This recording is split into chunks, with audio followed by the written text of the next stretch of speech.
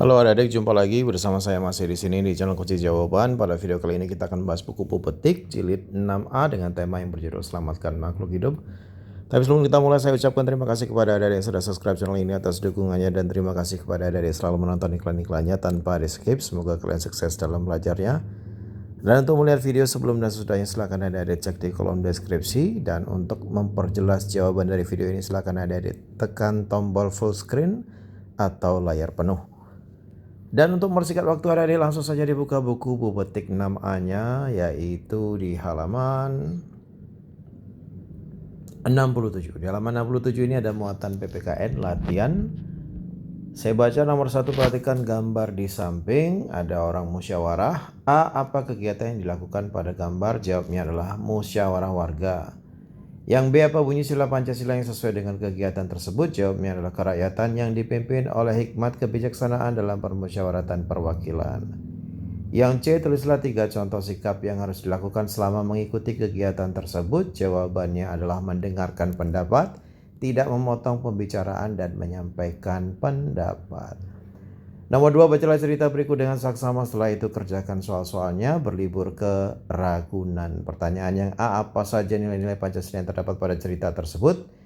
Yang nomor 1, nilai Pancasilanya adalah musyawarah untuk menentukan keputusan bersama. Nilai itu sesuai dengan sila Pancasila yang berbunyi. Jawabnya adalah kerakyatan yang dipimpin oleh hikmat kebijaksanaan dalam permusyawaratan perwakilan. Dan untuk nomor 2, nilai Pancasila adalah bersikap adil. Nilai itu sesuai dengan sila Pancasila yang berbunyi keadilan sosial bagi seluruh rakyat Indonesia.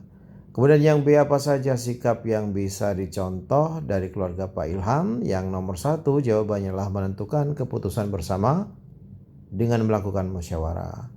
Yang nomor 2 adalah bersikap adil dengan semua anggota keluarga. Nomor 3, sila keempat dan kelima Pancasila dapat kita terapkan di rumah, di sekolah, dan di masyarakat. Berikut adalah contoh-contohnya. Untuk lingkungan yang di rumah, sila keempat contohnya adalah musyawarah untuk menentukan tempat liburan. Sedangkan lingkungan di sekolah, sila keempat contohnya adalah musyawarah untuk menentukan jadwal piket kelas. Dan untuk yang di lingkungan masyarakat, contoh sila keempatnya adalah musyawarah untuk menentukan pembagian tugas saat kerja bakti. Sedangkan contoh sila kelima di lingkungan keluarga atau rumah adalah menabung sebagian uang jajan. Untuk di lingkungan sekolah, sila kelima contohnya membagi tugas kelompok secara adil. Dan sila kelima contoh di masyarakat yaitu gotong royong menyiapkan peringatan Hari Kemerdekaan.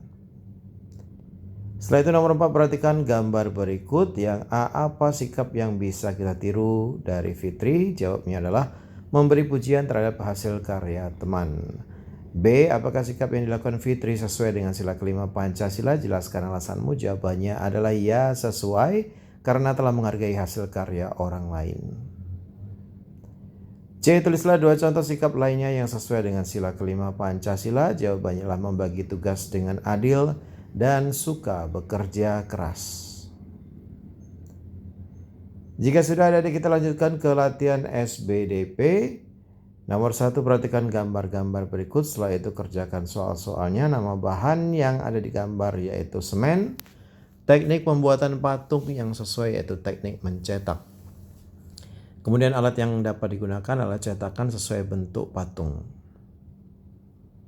Kemudian yang B, nama bahannya adalah kayu. Teknik pembuatan patung yang sesuai adalah teknik memahat. Alat yang dapat digunakan adalah pahat, palu, dan amplas. Nomor 2, lengkapilah kalimat-kalimat berikut dengan pilihan kata yang tersedia. Yang A, menambah bahan pada beberapa bagian patung merupakan salah satu cara dari teknik. Jawabnya adalah membutsir. B, titik-titik merupakan alat yang penting saat menggunakan teknik butsir. Jawabnya adalah pisau sudip. Yang C, patung berbahan kayu sebaiknya dibuat dengan menggunakan teknik. Jawabnya adalah memahat. Yang D, gips dan fiberglass termasuk contoh bahan. Jawabnya lunak. Yang E, pada teknik konstruksi kerangka direkatkan menggunakan. Jawabnya adalah lem agar kuat. Yang F, pahat dan palu dapat digunakan untuk membuat patung dari bahan kayu. Kalau sudah kita lanjutkan ke nomor 3. Perhatikan gambar berikut. Apa saja teknik yang digunakan untuk membuat patung pada gambar tersebut? Yang A ini teknik pembuatan patung yang sesuai adalah teknik membutsir. Yang B teknik pembuatan patung yang sesuai adalah teknik konstruksi. Nomor 4, lengkapilah tabel berikut dengan tepat. Nama bahan plastisin, jenis bahannya lunak, teknik pembuatannya adalah membutsir. Yang B nama bahannya batu, jenis bahannya keras, teknik pembuatan memahat. Kemudian yang C tanah liat, jenis bahan lunak, caranya membutsir. Yang D emas cair, jenis bahan lunak, cara pembuatannya mencetak. Yang E nama bahan gips, jenis bahan lunak, cara pembuatannya adalah konstruksi. Yang F batu, jenis bahan keras, digunakan teknik memahat. Dan yang G fiberglass, jenis bahan lunak, digunakan teknik mencetak. Baiklah adik-adik, sampai di situ dulu perjumpaan kita pada video kali ini. Semoga video ini bermanfaat untuk kalian semuanya. Jangan lupa diulang-ulang lagi pelajarannya agar kalian semakin paham. Bagi yang sudah subscribe, terima kasih banyak. Bagi yang belum, silahkan di subscribe.